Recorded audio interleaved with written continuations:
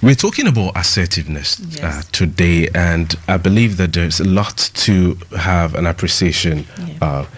I believe there's different, varying behaviors which assertiveness form part of. What are these behaviors? So basically, we have 4 types of behaviors, and we can talk about the aggressive behavior. We can talk about passive behavior. We can talk about aggressive, passive, and then the assertive behavior. So these are the 4 types of behaviors that we have. And how do they differ from each other? So when we talk about the aggressive behavior, it's more like you using expressing your feelings, your opinion in such a way that it attacks the other person, it humiliates, and you have no regard for the other person.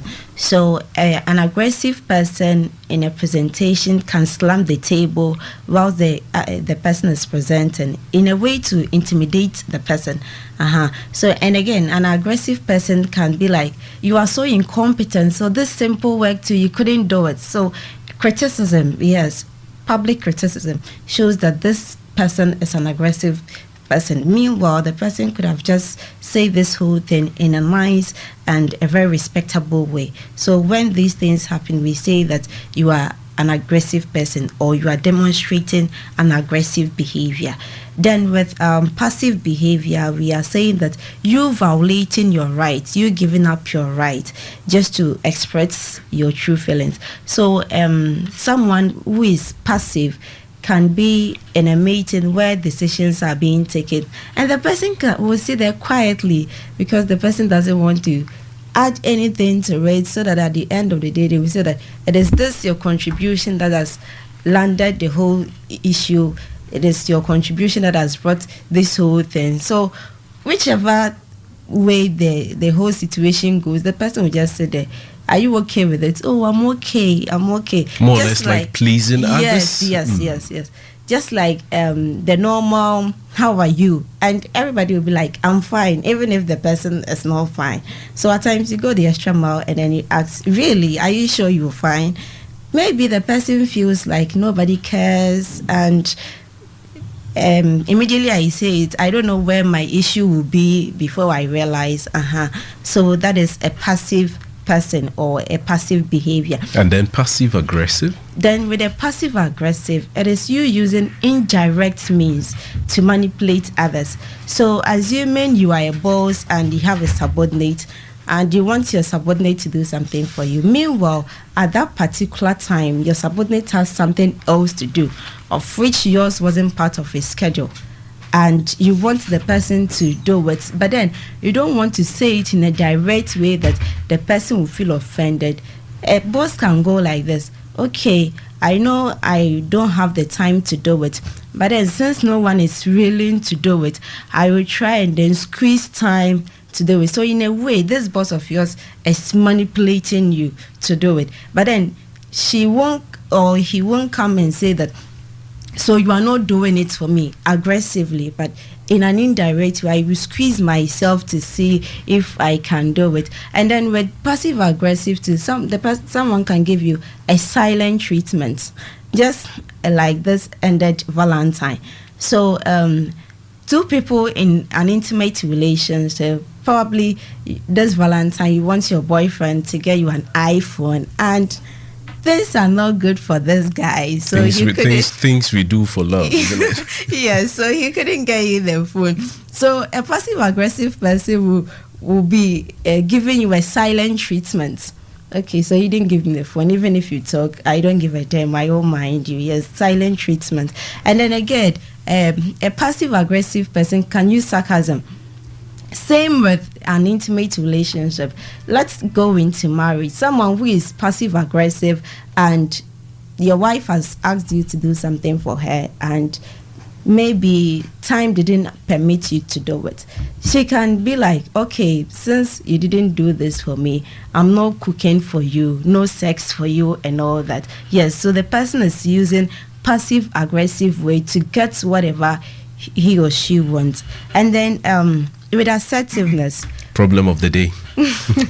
Yes, it's quite difficult to be assertive, but then being assertive helps. So when we talk about assertiveness, it is you expressing your thoughts, your feelings and opinion in an honest and appropriate manner to show respect for yourself and then to others. Great. We'll get into the essential skill, so far as assertiveness is concerned, to help in effective communication. But help us have an appreciation of how one can differentiate between passive aggressive behavior and assertiveness. What is the thin line between them? Okay, so with assertiveness, the person will come straight. I like this. I don't like this. I want my things to be done this way. I don't want my things to be done the other way. But then with passive aggressive, the person won't come directly to you. But then, assuming you are in a room with your roommate and your roommate is passive aggressive and he or she doesn't like his things disorganized, the person won't tell you that I don't like my things disorganized. That is being assertive. If the person says that I don't like my things being disorganized, the person is being assertive. But then if the person, after taking stuffs from him or her, he comes to the room and then he's giving you this silent treatment. Me, I don't like people who are clumsy. I don't like people who take things and they don't put it at where they took it. Yes, the person is using passive aggressive instead of coming straight to you that I don't like my things being misplaced. Yes. Why is assertive behavior an essential skill for effective communication? Okay, so with assertiveness, it will help with your communication and with your relationship with others, because people get to know what you want, what you like, and what you don't like. So when they are dealing with you, they know that, okay, this is Amma, and Amma likes A, she likes B, she doesn't like C and D. So they know how to deal with you. And again, with assertiveness too, it makes you feel good about yourself. You don't carry this burden of, okay, she doesn't know what she's doing to me, whether she likes it, she doesn't like it. And then you express yourself freely.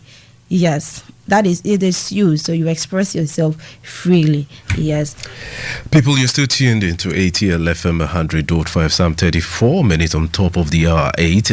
This is the Atlantic Way. We're on the issue segment on the Atlantic Way, proudly brought to us by Salgin Medical Center. You can join us 0275 1449 0595743866. This morning we are talking about assertiveness. My guest in studio, Miss Esther Chemenu, coming from the counseling center. Good morning to you, Dr. Jovier. Your daughter is here, discharging herself creditably. I want us to look at some of the misconceptions. I know sometimes people misconstrue assertiveness to mean arrogance, especially when it comes to women or ladies. How do you achieve your goal, being assertive, and not to be deemed arrogant? Okay, so thank you. So in the course of being assertive, you have to respect people's right as well as yours, in as much as you have things that you like and you have things that you don't like. The same applies to another person. So if you want others to respect your own, you also respect others' own. Yes. And then how do you balance the two? Yes, you want to be assertive, but you want to be empathetic. You want to respect others, just like you rightly posited. How do you balance these attributes? Okay, so at times, too, depending on the time, yes, probably you don't want your things disorganized, and you've told your roommate that I don't like it when you take my things from the locker and you don't put it back. But a situation arose that she's late for an exam and she couldn't replace whatever she took from the locker back. And you came and she explained the whole thing to you. Yes, I think it's wise for you to understand that, okay, she was in a hurry to write her exam. So the time, and yes. Great.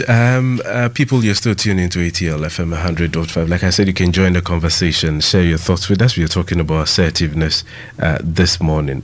I want us to look at how assertiveness can improve mental health and well-being. How does that help in improving your mental health and well-being? Okay, so with assertiveness, you've told people what you like, you've told people what you don't like, and someone will say, "Yes, I really believe it." You are being you. Yes. So you don't really carry this burden of this thing that I did, was it right? Was I trying to impress someone? But then you've demonstrated who you are. Yes. So it relieves you of this mental stress. Okay, this thing I didn't say it well. This thing I should have done it this way. This decision I should have contributed. This thing I shouldn't have done it that way. Yes, but then you come out who you are. You express yourself just the way you are. What about in the workplace? How does it improve the working, very serene working environment? Okay, so if you are assertive at your workplace, people know you, and they know what you like, so they won't intentionally trespass. And if you are assertive, at times when there is misunderstanding at the workplace, they will be like, "Let's call Kweku. He can be a good judge for this case." You know I'm Kweku, right? Hey, wow. Yes, so they were like, "Let's call Kweku. He can be a good judge in this situation." Yes, so through that you enhance your professional environment. And how does that enhance your self-esteem and confidence, somebody who is assertive? Okay, so just like I said earlier about the professional environment, assuming because you are assertive, there is an issue and your colleagues call you, come and then be a judge on this issue. How will you feel about yourself after that? You are valued at the workplace, yes, because of this assertive value that you carry. Yes, and then with confidence level, you communicate freely. You don't really care about how the person is taking it, but then you communicate freely so as to deal with you well and to enhance your relationship with the other person. Are there some techniques? Yes. Share with us. So when you are being assertive, or if you want to be assertive, you use the I statement. So Example. With the I statement, I don't like to be touched at the waist if I'm not in an intimate relationship with you. But then you don't go by it like people say I don't like to be touched by the waist if I'm not in an intimate relationship with you. Maybe because of how you reacted when a friend of yours did that. So you own the statement. You take ownership of the statement. I like my things to be done this way. Not you, not people. Yes. Yeah. And one other thing that I want you to address has to do with, because if you're assertive, you have to be an active listener. Yes. To what extent should one embrace active listening to more or less improve their level of assertiveness? Okay, so with active listening, more like taking feedback effectively. So you pay attention to whatever the person is saying, you absorb it, and then in as much as you want to be treated in a certain way, some other person too wants to be treated in a certain way. So you respect that, and then you don't listen just like I'm listening, and at the end of the day I will snub the whole thing and then do whatever I like. But you listen and then you do it just as the other person like. How the thing to be done. You're still tuned into ATLF, and we're almost wrapping up the conversation. My guest, Miss Esther Chemenu, helping us with the issues around assertiveness. I know that there are some non-verbal expressions of assertiveness. Yes. What are some of these?